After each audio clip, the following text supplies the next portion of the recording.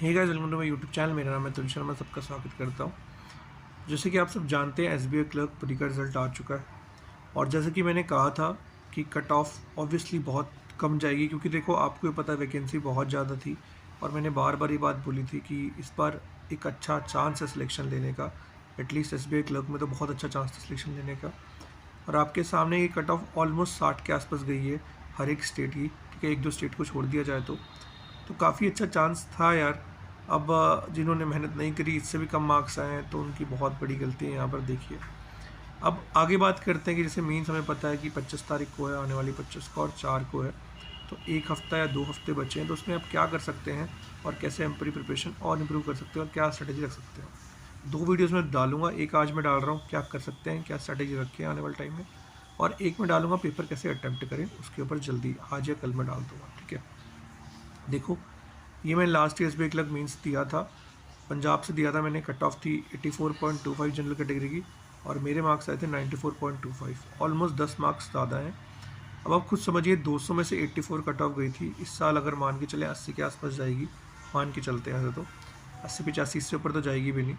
ठीक है, अब आप देखें कि अगर इतनी कट ऑफ जा रही है, ठीक है, तो आप एक समझिए कि 200 में से 80 नंबर लाना बहुत मुश्किल तो नहीं है यार।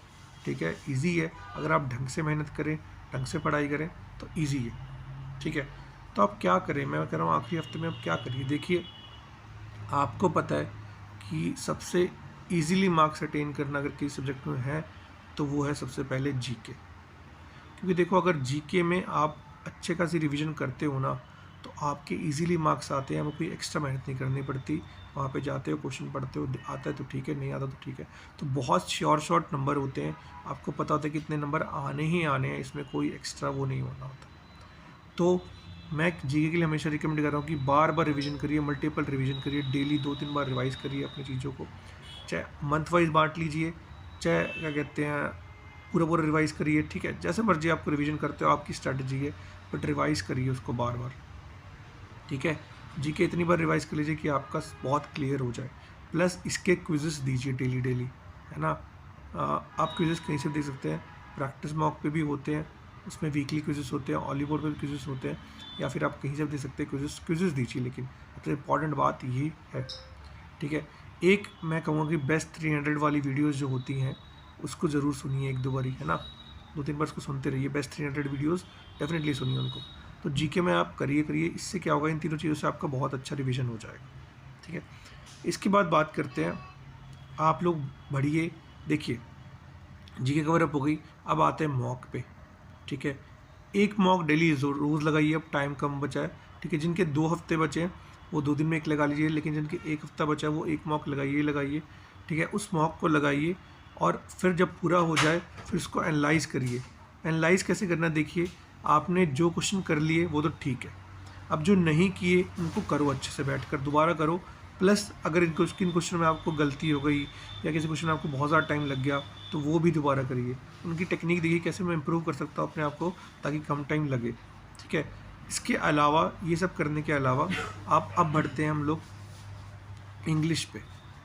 देखिए, इंग्लिश जो है काफ़ी ज़्यादा स्कोरिंग होती है। अगर जीके के बाद कोई अच्छा, मतलब जीके है easily scoring, but English maximum scoring है।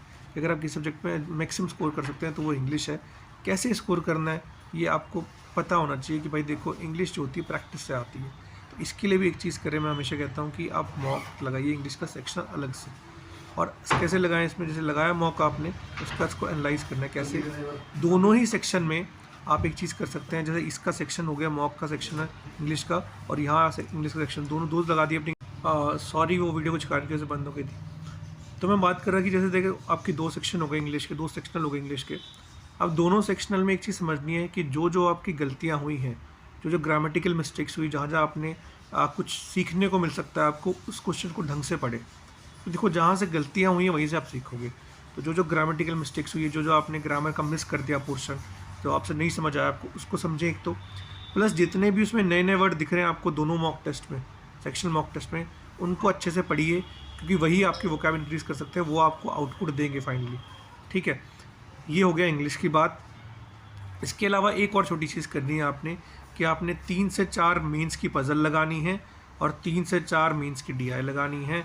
बस आपने इतना ही करना है सारे दिन में, इसके अलावा कुछ नहीं करना। मैं कह रहा हूँ डेफिनेटली आपका एक तरफ एक्स्ट्रा आप हो जाओगे, आपका इम्प्रूव होगा आपका, और आपका स्कोर भी अच्छा बनेगा। ठीक है, तो यही सब कुछ है, इसके अलावा कुछ नहीं है। आप इसके अलावा एक चीज़ और है जो मैं बताता हूँ आपको, कि आपने पेपर कैसे अटैम्प्ट करना है, वो सबसे इंपॉर्टेंट है। देखो 80 नंबर लाना मुश्किल नहीं है, बट हाँ अगर आप अच्छे से पेपर अटैम्प्ट नहीं करते हो तो डेफिनेटली वो मुश्किल बन जाता है। तो इसके लिए मैं एक और वीडियो डालूंगा। थैंक यू सो मच, इस वीडियो में इतना ही काफ़ी है। मिलेंगे अगली वीडियो में, जब तक के लिए ऑल द बेस्ट, बाय, तैयारी करते रहिए। Thank you so much.